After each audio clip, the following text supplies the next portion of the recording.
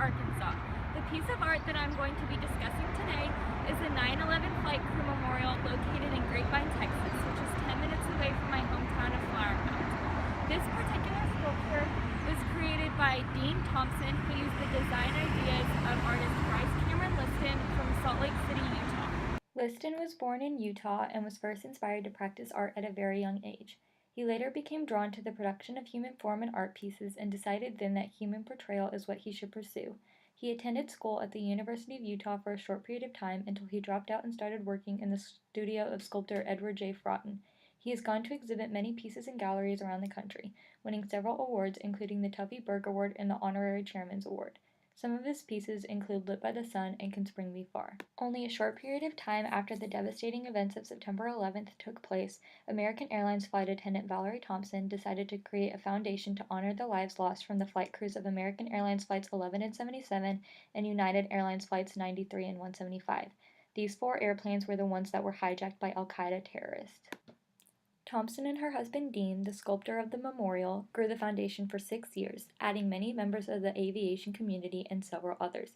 On July 4, 2008, with almost a 1,000-person attendance, the memorial was donated to the city of Grapevine, a suitable location due to its proximity to the Dallas-Fort Worth International Airport, which is the company headquarters for American Airlines. The memorial itself is constructed of bronze and presented in the grand scale, meaning that it is 1.5 life size. The basic features of the sculpture include 5 human figures, 2 bald eagles, and a global representation of the Earth. The 5 human figures include 2 pilots, 2 flight attendants, and 1 little girl who's supposed to represent the general public, specifically those traveling on the flights.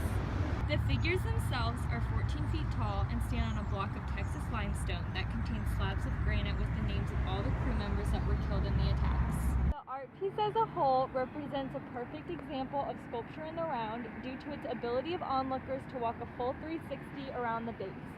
This complex of the memorial also allows for a different view from each angle you stand at, and in fact requires a viewer to walk all the way around in order to gain the full effect of the sculpture. The female flight attendant and standing pilot are positioned in the contrapposto manner with all of their weight shifted onto one foot, creating a naturalistic aura in the art. The shaping of the clothing on all of the sculpted bodies also allows for a naturalistic overview, as it embellishes the necessary creases and folds that actual clothing would contain. The immanent symbolism that is spread throughout the architecture of the work tends to display a deeper and different meaning than is conveyed by the sculpture as a whole. The 4 crew members are depicted to represent the duty and authority of a flight crew to protect the passengers on the planes no matter what. This is evidential due to the flight attendant draping a jacket over the little girl and the standing pilot's placed hand on the globe. The other flight attendant is also holding the same little girl's hand and placing her other hand up in a stop motion to prove that no harm will ever come to the passengers if the flight attendants have any means of preventing it. The globe and the bald eagles were stationed to represent the unity of the world after the attacks and to also reestablish a sense of pride in a country that was incredibly defeated and broken. The positioning and location of the memorial is also symbolic in itself. The exact location was chosen due to the fact that it is placed directly in line of a common flight pattern, making it visible to anyone traveling to the airport from that specific direction and directly representing the meaning as an aviation memorial. The sculpture mainly plays into the naturalism movement due to its realistic portrayal of the flight crew members in a setting that is normal and not abstract. The facial features are soft yet firm to exemplify their roles as everyday people and not as icons or role models.